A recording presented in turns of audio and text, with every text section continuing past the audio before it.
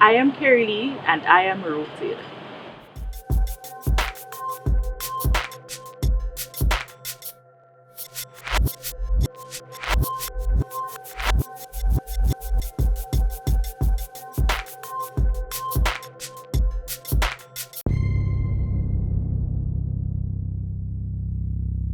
Hi, I'm Carey-Lee Dixon, founder of For Women to Women, which is a digital resources platform and community for 20 to 30 something year old women.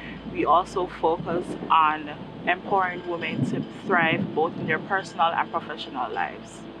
So one of the things is through our community, which is mostly 20 to 30 something year old women, we find that a lot of women are working towards their goals, but they're not taking care of themselves. I'm also guilty of that. I mean, I've been working on my goals, neglecting myself, putting others before me. And I know the importance of filling my cup in order to serve others. And so the importance of wellness for me is about just putting yourself first, making yourself a priority. Personally, I well last year I found that I was working in a very stressful 9 to 5 job, which really broke me down, where it was very stressful and at the same time I wasn't taking care of myself. And so what had ended up happening to me was that as lashing out at others, my attitude became very bad, and it helped me to also to step back a little bit, to look at myself, see where I was going wrong, and to find different ways in which I could slow down, take breaks in between working towards my goals, and just invest in myself. For me, definitely, I'd be rooted in my purpose. I believe it's important to know why you do things, why you want a particular goal, why you want to achieve something. So for me, it's very important for me to know my purpose. One of the ways in which to live a fulfilling life is know exactly what you want instead of focusing on what others are doing around you. And so once you know what your purpose is, what drives you, then of course then you'll be able to navigate life much better. One of my lowest moments was exactly in 2015 in March, to be specific.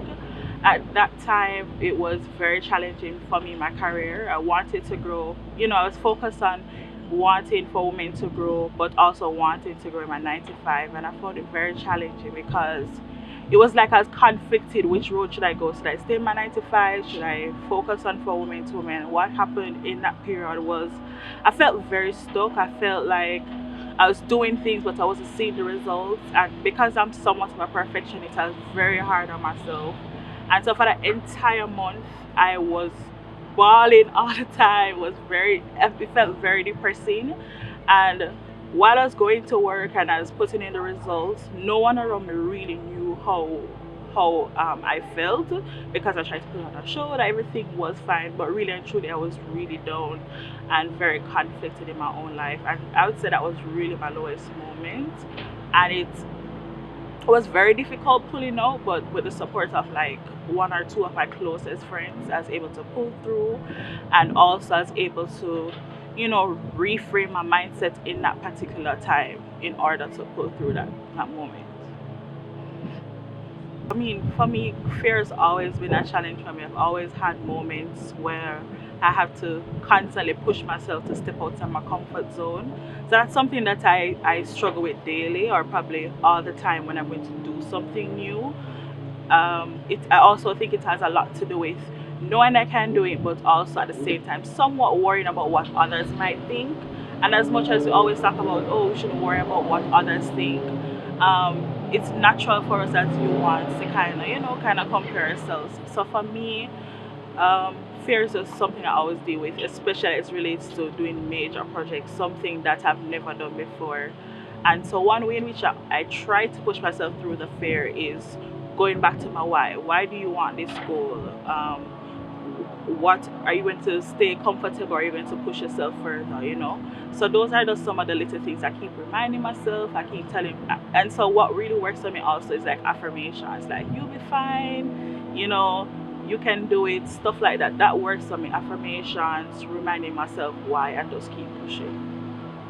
I think there's a lot of stigma as it relates to mental health. I think we don't focus it as much, especially among probably like professionals. I think sometimes we just overlook it. Oh, for instance, when I was feeling very down in my last year of March, and I was like, oh, probably I feel very depressed, and like, my mother would say, oh, you love call down depression by yourself, which I found very funny. But for me, it felt like depression. I mean, I haven't been anywhere to confirm if it was, but I think there's just a lot of stigma probably associated with you being mad, or so I think we need to probably pay more attention to how your work, your environment contribute to just your wellness generally. Toxic for me is just the negativity. I mean, for me, I'm very optimistic. I try to be very optimistic and look on the brighter side.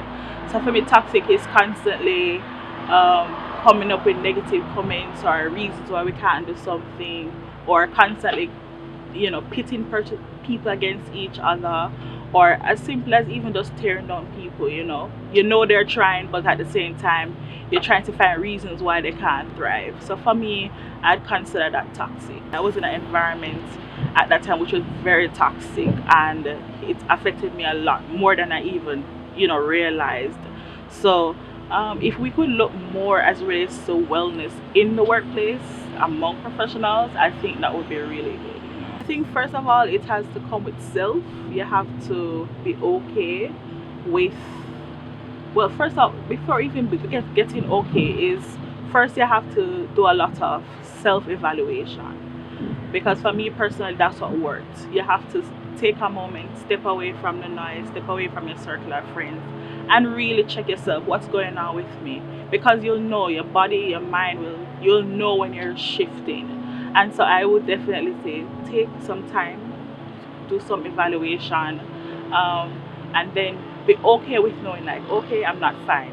Admit it, I'm not fine. I probably need to talk to somebody. I probably need to reach out to someone, and of course, talk to somebody you can trust. I don't know how many support groups are there, but I would say probably think about opening up more to at least that one person you can trust, and then see how best you can find a group to help support it. Through my community, through For Women to Women, I find that a lot of women, they're very reserved as relates to just the wellness alone. We're very reserved as it comes to, we always talk about, oh, we want to build this empire, we want to have nice car, just growing our careers, but we hardly ever talk about spending downtime.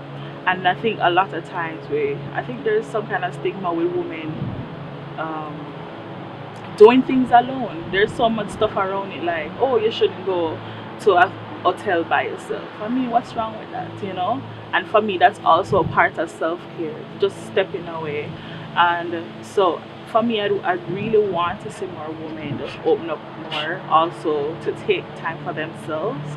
You're building that career, you're going to work, but at the same time, we don't spend enough time to really evaluate. I realize we just keep pushing, keep going through stuff, going through the motion without really checking in with ourselves. This year has been very challenging. I mean, I started a job in March. I got fired from that new job like last week, and for me, I feel like that is a validation that I need to jump. Something that I've been, also as it relates to fear, I've been very fearful about doing a lot of things, and I feel like the 9 to 5 was a safe place for me to juggle. And so getting fired really helped me to realize, like, hey, you just need to jump. I mean, you got fired, what are you going to do now? You're going to find somewhere to run and hide? There's absolutely no way. So for me, it's just about pushing boundaries. I've never been this excited about getting fired. Like, it feel like just a really a breakthrough moment is coming, and I'm just excited about the future and helping others to really grow while I work on creating a path for me to live a purposeful life.